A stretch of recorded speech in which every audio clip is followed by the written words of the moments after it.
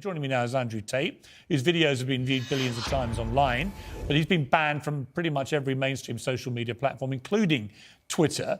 Andrew Tate, welcome back to Piers Morgan Uncensored.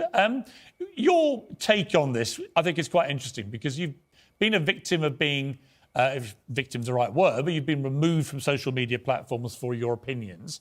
Elon Musk has dedicated himself, he says, to restoring free speech. Do you think that's going to include you, for example? I don't think it matters if it includes me or not. I think what's important is that free speech is the #1 weapon against absolute tyranny.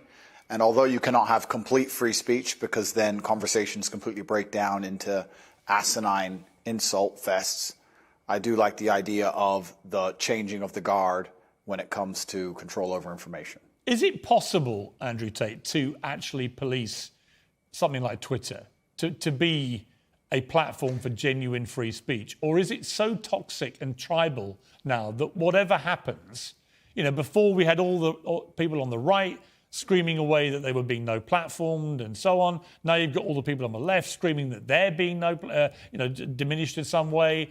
It's very tribal, very toxic. Can Musk cut through that? And if so, how?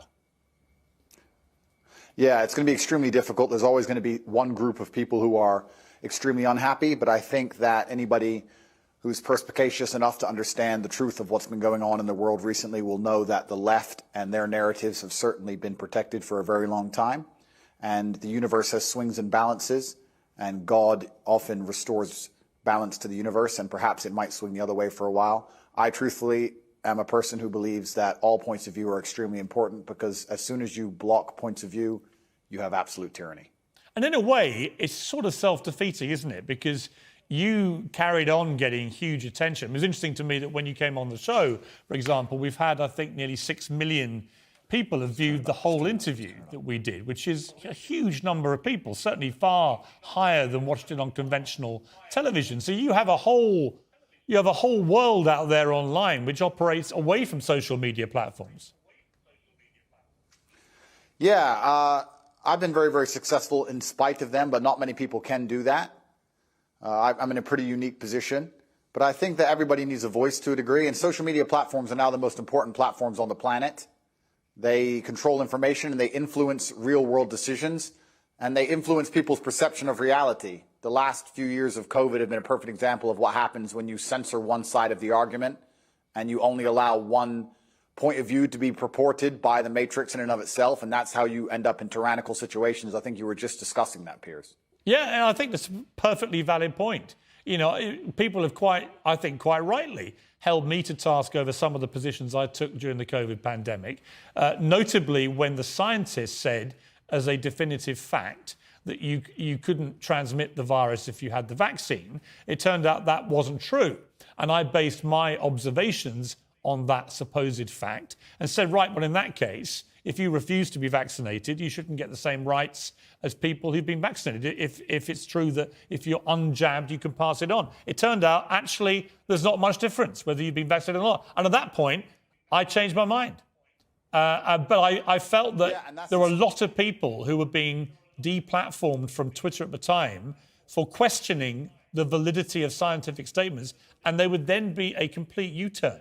So I do think it was a very interesting period, actually, for testing what free speech means. It was actually worse than that.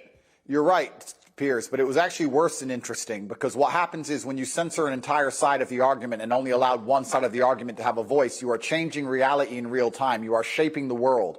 The only reason that scam continued as long as it did, and the only reason people didn't get to see their own parents get buried, and the only reason people sat and missed cancer appointments because they were scared of the common cold, was because they were censoring anybody who said anything contrary to the purported version of events that the mainstream media decided they want the entire world to swallow. It's beyond simply interesting, and it's beyond simply funny or coincidental. Yeah, I will challenge you on one thing. It's not the common cold, right? COVID-19 has killed 6.6 million people.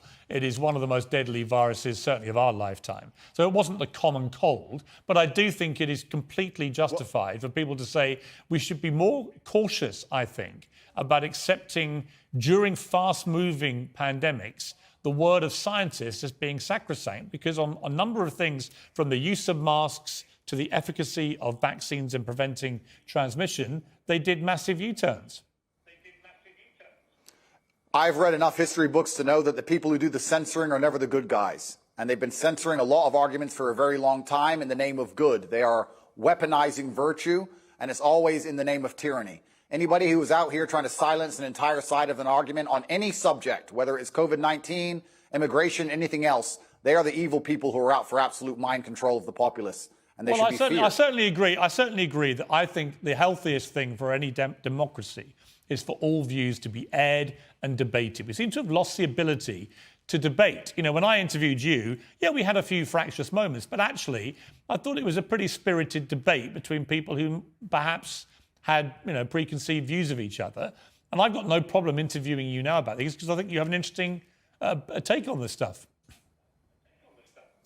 And that's the key to life. When you reach that level of adolescence in your mindset where you can't handle any point of view that is contrary to your own, then you're truly a broken person. And that's what the internet is purporting. It's very interesting you said about Twitter being tribal. There's a large contingent of people on Twitter who simply cannot handle reading an opinion which differs from their own. And that is a degree of immaturity that we do not need adults to be functioning with in the modern world.